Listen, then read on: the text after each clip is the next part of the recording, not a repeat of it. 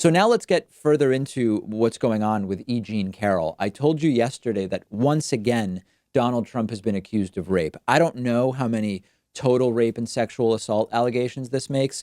I read one piece that says E. Jean Carroll is number 16, another that says she's number 13, others say 17. I don't know what the answer is, but the latest accuser is E. Jean Carroll, who says that Donald Trump raped her in a New York City department store in the late 1990s. She goes into specific and very explicit detail about it. Somehow, this garnered very little corporate media coverage. Nothing I was able to find on the Sunday morning talk shows 2 days ago, only a little bit of coverage yesterday.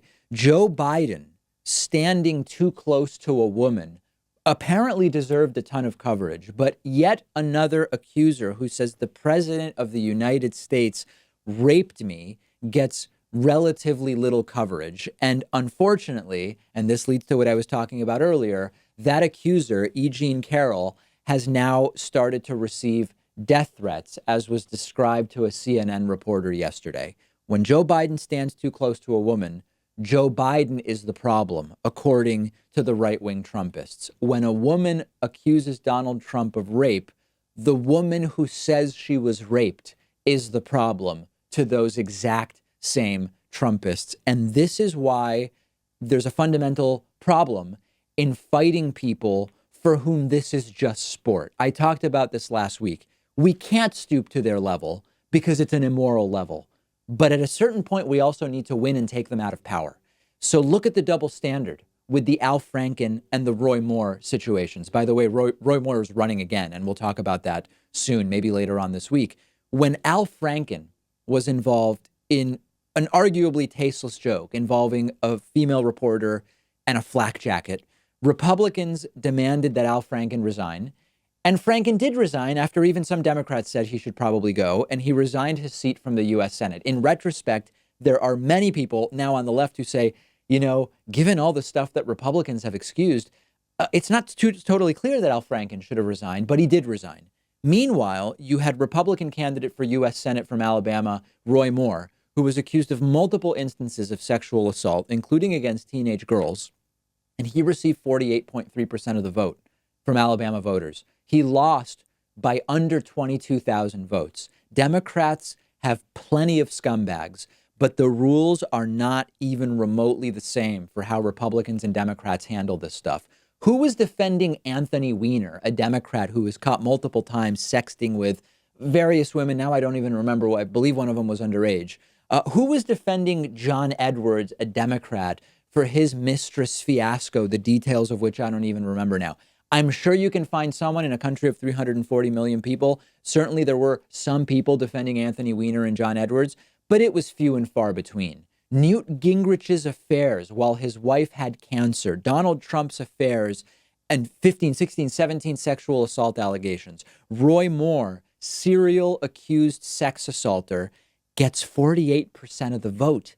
How do we defeat people who have no rules and see this only as the sport of wins and losses and not as real people and real life?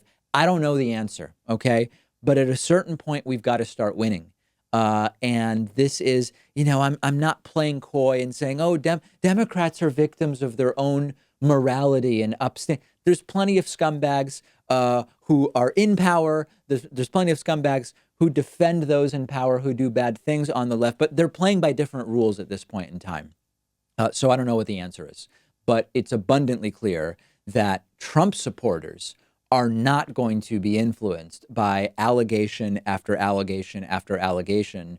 And one way or another, this is a guy who has to be removed. But remember that this is a symptom, okay? The fact that evangelicals voted for him, even though he goes against everything they claim to stand for, the fact that they are totally unwilling to just say, hey, this has to stop, this is not a good guy, it is not something that is going to go away if and when Donald Trump is removed from office or leaves office in a year and a half or 5.5 years. And this is a bigger sort of coarsening of the dialogue, coarsening of morality that we are going to at some point need to deal with. And I genuinely don't know what the answer is. If you have ideas, let us know. We'll have a question about this, a poll question on the David Pakman Show Instagram page later on today or maybe later this week. That's at David Pakman Show on Instagram. And while you're there, follow me. I'm at David Pakman on Instagram. Quick break. Back after this to talk about which centrist Democrats should be the top priorities to primary with more progressive challengers. That's coming up next.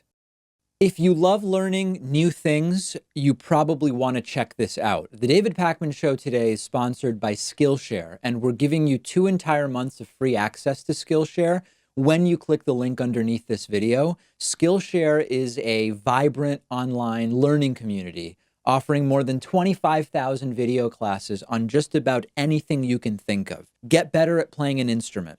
Learn to use Photoshop. How to edit videos. They have classes on drawing, painting, business, cooking, nutrition, personal productivity, and I'm not even really scratching the surface. I recently took a great class on introductory watercolor painting. I'm still not good, but I am learning, and you can access the entire library of fun, easy to use online courses for free for 2 months by using the link underneath this video. 2 months of learning something that's totally new to you, something you want to get better at, something you already love, or you can get ahead in your career by learning new skills that will help you at your job. I've gotten a ton out of it.